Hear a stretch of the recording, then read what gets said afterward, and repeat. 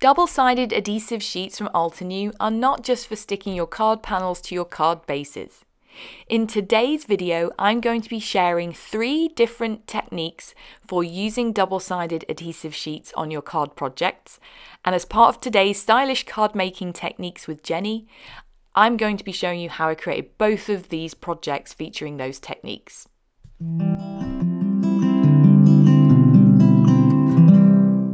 Hi guys, it's Jenny. Welcome back to another stylish card making techniques video. Today I'm featuring Altenew's double-sided adhesive sheets. And I know you're probably thinking, why are you featuring an entire video on glue? Well, these things are fantastic for your stash and can be used for tons of different techniques. I'm featuring 3 of them today. There are more of them. And I just think that everyone needs these in their life. So if you don't have them, go grab them. Links are in the description box below to all of the supplies I've used in today's video. Let me give you a quick close-up look. These come in packs of 10. They're large sheets. They can easily be trimmed, die cut, and some of that I'm going to be using in today's video. To start off with, I have an A2 size panel of white cardstock. You can use any white cardstock. We're going to be covering it up, so it doesn't really matter if it's fancy cardstock or scrap cardstock, just as long as it's trimmed to just a little bigger than 4 1/4 by 5 1/2 inches. And then I'm taking a similar sized piece of adhesive and sticking it onto the back. I've removed the one side of the contact paper and adhered it on the back. The other side, I have left that contact paper on for now. Now, I strongly recommend that you get some type paper, some printer paper to catch your glitter, because we're going to be adding lots of glitter here. I've got some pretty purple, and you can choose whatever colour you like, whatever you've got in your stash. I'm going to remove that contact paper and then sprinkle glitter all over, get it nice and coated. I do recommend using fine glitter here. It just makes it a little easier to stick, but you can use any type of glitter. Now, to make sure it's fully adhered into that double-sided adhesive, I'm going to take my piece of contact paper that I'd previously removed, place it over the top, and then use my bone folder just to rub in that glitter. You can also use your finger just to get any excess, and look at that. Beautiful DIY glitter cardstock. But we're not going to stop there. No, we're going to die cut this now. So I've got this stacked diamonds cover plate, super intricate, just more to show you that this technique works with super intricate dies. You can use any you like for it. And then I'm just going to lift this cardstock off. The cardstock I'm using is slightly thinner, 80-pound cardstock. It might make it a little tougher to die cut if you're using thicker, 110-pound, for example. And let me show you a little close-up. Look at that gorgeous, glittery die cut piece. I'm now taking another sheet of adhesive and I'm trimming it down to the same size as my cover panel, and I'm going to adhere it onto the back so that all of that exposed adhesive is facing up towards the camera here. I didn't know what my base panel was going to be at this point, so that's why I'm adhering it directly to the back of my die cut. However, you could of course also take that second adhesive sheet and adhere it to your base color panel first. You don't have to do it this way. I'm just pushing down those sort of fine lines to make sure it's fully adhered, and then I'm going to peel off that backing panel, and I'm going to choose white cardstock for my base. I was originally going to use clear, which is what you saw in that shot earlier, maybe with some translucent glitter, but in the end I went with a white cardstock base, and I'm going to be using gold glitter.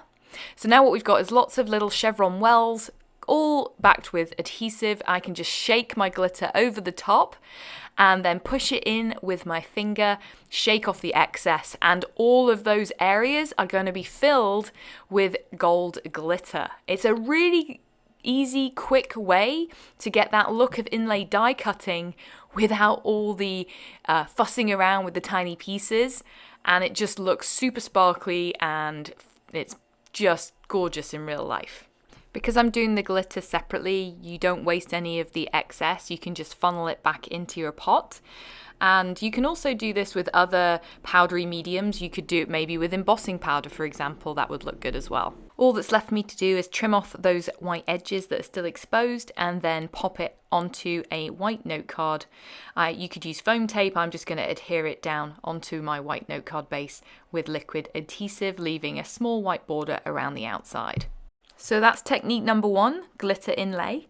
For technique number 2, we're going to use the double-sided adhesive to actually adhere vellum. It's a great way to get vellum adhered to your projects without seeing any edges, which I know it's notoriously difficult to adhere vellum onto projects. So I'm going to use this Inky Bouquet stamp. It's a gorgeous stamp. It was released, I think, a couple of months ago by Altenew. And I'm going to heat emboss it onto a panel of vellum. I'm going to actually do this twice. I'll just show you at one time, but I did do this both twice. And I'm going to heat emboss it with Razzleberry embossing powder. This is an opaque pink embossing powder. I don't use it too much, and I wish I did. I just love it. I especially love opaque coloured embossing powder. And I'm going to ink that up with the embossing ink, stamp it down onto the vellum. I have used a powder tool, and that way I don't get any embossing powder sticking where I don't want it. And then I'm going to heat it up with my heat tool until it's melted, and then use the coordinating die to die cut that out. I do not have any double-sided adhesive on the back at this point. You could, of course, adhere your adhesive first, then die cut. But I'm going to do it separately just to make sure that I got a nice clean cut. But vellum is probably thin enough that you can adhere the adhesive first. You don't have to do it this way if you don't want to. I'm going to die cut out that adhesive sheet and then peel off the backing paper and line up my vellum piece. And this is a really good way of making die cut stickers so that you have a completely adhesive back to your images. You could do this with die cuts, you could do this with stamped images on coloured cardstock. I'm doing it with vellum because I want to show you how well this works for adhering the vellum. So you'll see I've just popped that onto my glitter panel and you cannot see any of that adhesive at all. And what's even better is you can see that glittery pattern made by the Stacked Diamonds cover plate showing through that Inky Bouquet. It's just a really fun effect. I think it looks fantastic. I trimmed off the excess with my scissors, and then all that's left for me to do is add my sentiment. So I've grabbed Label Love, which is one of my all-time favourite sentiment sets, probably yours as well, from Altenew. I've picked 3 of them that I thought sort of went really well together, stamped them a couple of times with my Misty using Obsidian Ink, and then I'm just going to trim them out and pop them up at jaunty angles in the centre using some Altenew foam tape. And that finishes my first card featuring 2 different techniques for using double-sided adhesive sheets. Now for my second card project, this is going to feature my 3rd technique. It's stamping with your dies. I'm not quite sure what to call it honestly, but it's a great way to use your dies to create 1-layer cards. 1 layer. So here's how we're going to do it. I'm using the Mix and Match Mariposa dies. These are a really nice set of layering butterfly dies. I'm just using the more detailed layer from this die set. Altenew brought these out quite a while ago and I've made so many cards with these. I have my note card. This is just a note card base, £110 cardstock. I'm creating a 1-layer card, as I say.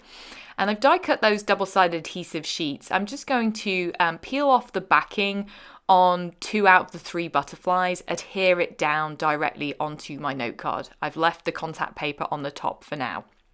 And the reason I've not adhered all 3 butterflies is I want to stamp my sentiment directly onto the note card, and I'm just using that 3rd butterfly to line up where it's going to go before I adhere down that last butterfly.